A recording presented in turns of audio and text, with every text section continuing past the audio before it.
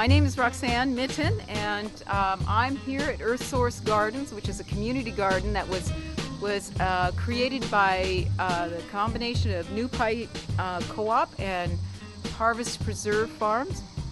And it's a first-year adventure in the community spirit of the growing of food, which is a huge movement that's going on now. I mean, it's an old process, but there's this resurgence of the desire to grow food, very much kindled by this, I believe, an innate connection we have with the land, and people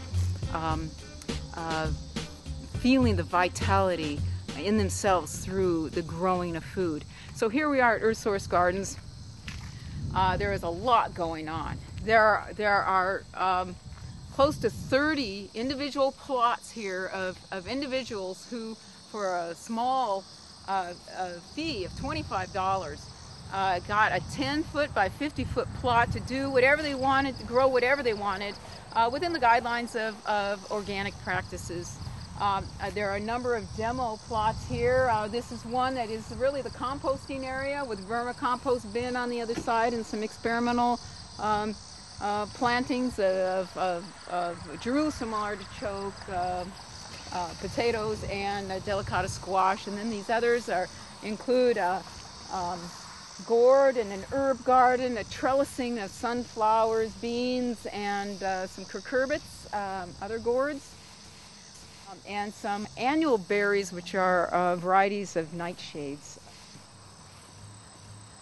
There are many things that have been produced and are in transition right now. We had a large patch of tomatoes here, which is coming out and being moved into this next phase of the winter, the more fall cool crop greens.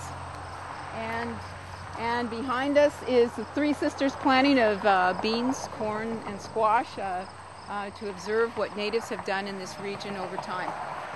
You know, some very classic, beautiful chard just laid out, and there have been some onions here, which most have been harvested at this point, and beds of roots. So this is all here for people to just observe some gardening, and you'll see throughout this whole garden plot, whole garden area, people doing similar things, because we're all on a parallel course here. We have a large winter squash patch, which is kind of phasing into its fall mode of the plants dying off, and you can see the wide array of the kinds of squash, from marrows to pumpkins to delicatas to acorn and buttercup squash. It was really just to say, notice what all wide variety of winter squashes there are, and they're beautiful and tasty. We picked out varieties that were claimed to have great flavor, with the addition of the large pumpkins, because I love the idea of people having a fun jack-o'-lantern in there too. Gardening isn't all about food. It's about beauty. It's about fun. It's about community and connection. And for me, it's also about continuing to practice an old aspect of sustainability, which is actually being part of the process of food from the ground all the way into my body. And I love having a plate of food that I was very actively a part of bringing to the table for myself and for other people. I love seed saving. I started seed saving about 12 years ago. I was taking a permaculture design course, but that wasn't just it. What happened was somebody was doing exactly what I'm doing here today, presenting a very brief introduction to what is seed saving and how do we do some initial things to get us in the movement. One of my first introductions to that was at a gathering, a seed saving exchange. It was a community potluck where people brought seeds that they had saved and were exchanging for the upcoming growing season. And what was so magnificent about that was that these people had been doing this for some time, and they had varieties that they took pride in carrying and sharing. And that is the heart of the matter to me in sustainability, is how survival, how we live, is an aspect of cooperation. And cooperation means, in this case, where we grow the seeds, we utilize them themselves, and we share the abundance of that. because when we harvest seeds, there's usually an enormous amount, and someone else may not have that variety, and I have the opportunity to share that with them.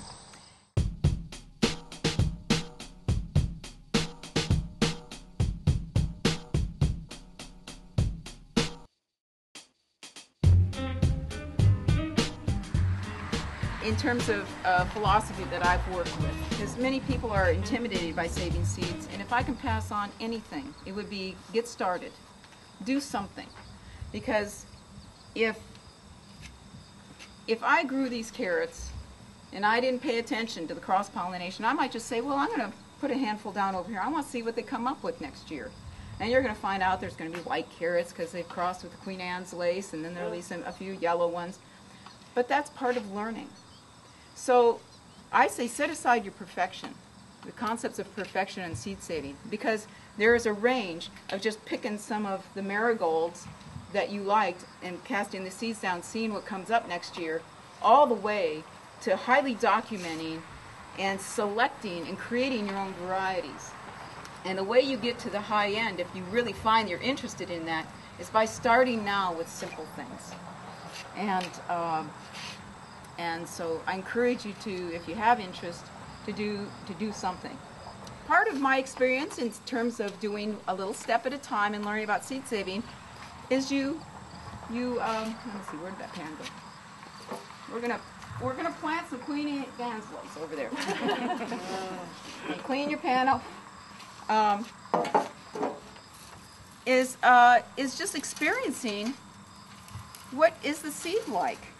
You know, so I actually had never, this was a new thing for me, is I just said, well, I actually never saved lettuce seed, because I had this thing, okay, when I do lettuce, I'm gonna cage it, and it still didn't happen.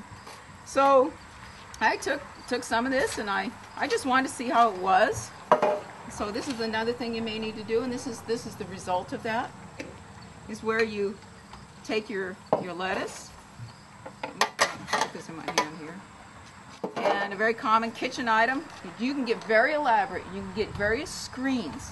They call it screening, where you rub through and a lot of the chaff stays.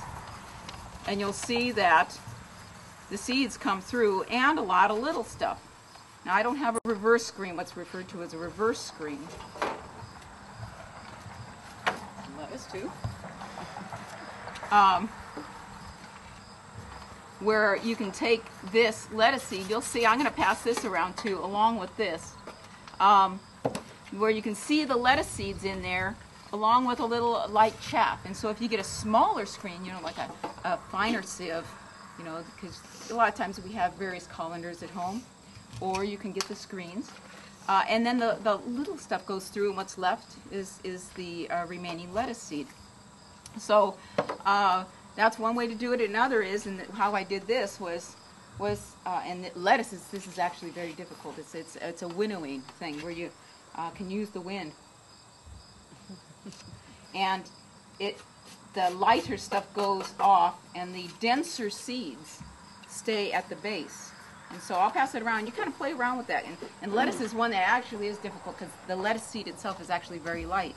And one of the things to notice is if some seed goes up high, beans are great with this. I only have finished beans. I don't, you know, the beans aren't ready to harvest right now. Is that if you do actually have some light seeds, a lot of times that's because they aren't fully developed. They're lighter. And so you actually don't want them. It doesn't matter that you go, oh my God, I'm losing my beans.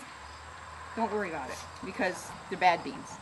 You want to keep those nice, heavy, dense ones that are at the base. So I'm going to pass this around. You can kind of blow on it and see how things move around.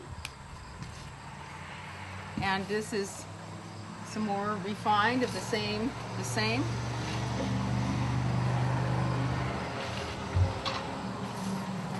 So that was the dried one. Here's one I just cut today. You can see that the seeds are not well developed. So what helps is, you know, you're keeping an eye. You have your plants around, you're keeping an eye on them, and you see when they start getting dry.